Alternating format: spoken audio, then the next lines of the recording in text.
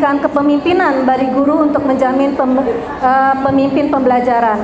Telah terlewati, para CGP ini sudah melewati kurang lebih 6 bulan, meliputi pelatihan daring, lokakarya, dan pendampingan.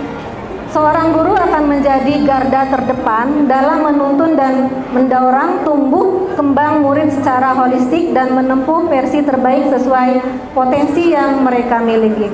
Kemudian dilakukan penelitian selanjutnya, ternyata guru bantu yang diangkat PNS kelakuannya tidak jauh beda dengan yang sudah PNS. Artinya apa? Masih ada keinginan. Kalau dalam dunia psikologi, das is dan das ego, kan begitu ya. Ketika kita masih punya impian, menggebu-gebu tuh, begitu. Nah, bagaimana hubungannya dengan CGP? Jangan sampai ada begini ungkapan, kompetensinya bagus, kemampuannya bagus, akan tetapi banyak jualan di luar. Ngerti nggak maksudnya? Ke orang lain menyampaikan, anak sendiri ditinggalkan, itu yang dimaksud, begitu. Nah, itu mah berarti kacang lupakan kulitnya. Semoga jejak literasi ini menjadi inspirasi bagi semua guru untuk mulai bergerak dan mengembangkan proses pembelajaran yang berpihak kepada siswa serta mampu menggerakkan orang lain sehingga sosok guru sebagai aktor perubahan gerbang menuju transformasi pendidikan untuk kemajuan bangsa Indonesia. Inilah buku yang dihasilkan atau yang diciptakan oleh para calon guru penggerak dengan visi aksi guru penggerak sebagai aktor perubahan pendidikan. Tepuk tangan. Capaian yang kita harapkan dari program ini adalah di mana murid yang tadinya kurang berminat, kurang tertarik pada buku, mereka akan menjadi lebih tertarik pada buku. Tertarik saja dulu, ketika mereka sudah tertarik, mereka akan mengambil buku tersebut, mulai membolak-baliknya. Dari rasa tertarik itu kemudian muncul rasa ingin tahunya untuk mengetahui lebih jauh apa sih isinya. Mungkin mereka belum bisa membaca, tapi dengan melihat gambar mereka sudah mempunyai penerjemahan tersendiri. Kemudian capaian yang kedua yang diharapkan adalah di mana murid menjadi berani dalam bercerita, baik itu secara lisan, cerita secara langsung, maupun melalui gambar. Karena bagi anak TK, coretan pun merupakan sebuah cerita dan itulah yang lebih sering. Anak-anak ketika sulit untuk mengungkapkan sesuatu, mereka bisa bercerita lewat gambar. Yang paling utama adalah visi guru penggerak dan budaya positif yang dilakukan di sekolah.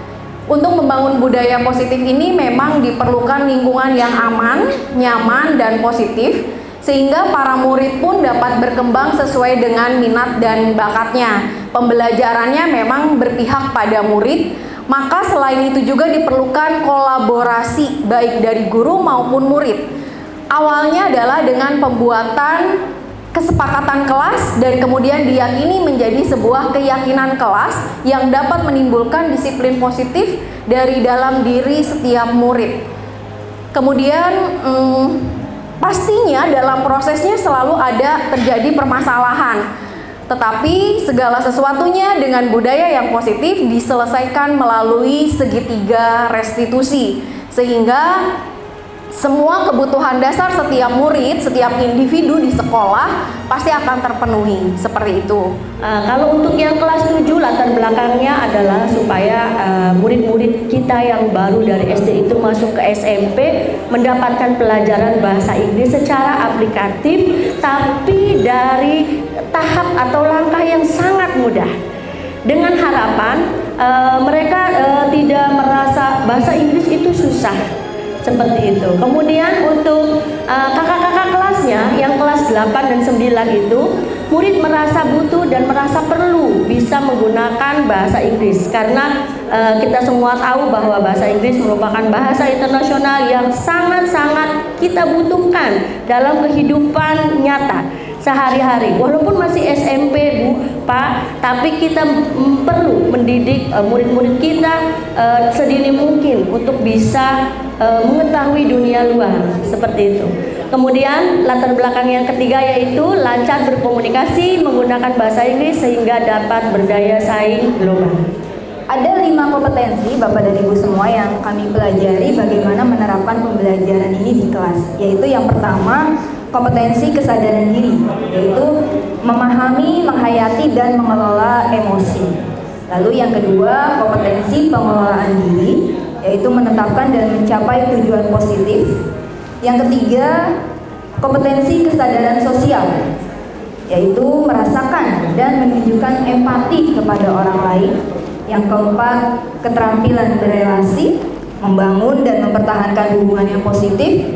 Dan selanjutnya adalah kompetensi pengambilan keputusan yang bertanggung jawab, yaitu membuat keputusan yang bertanggung jawab. SDN Sadagori 1. Mari beri tepuk tangan untuk anak-anak kita dari SDN Sadagori 1.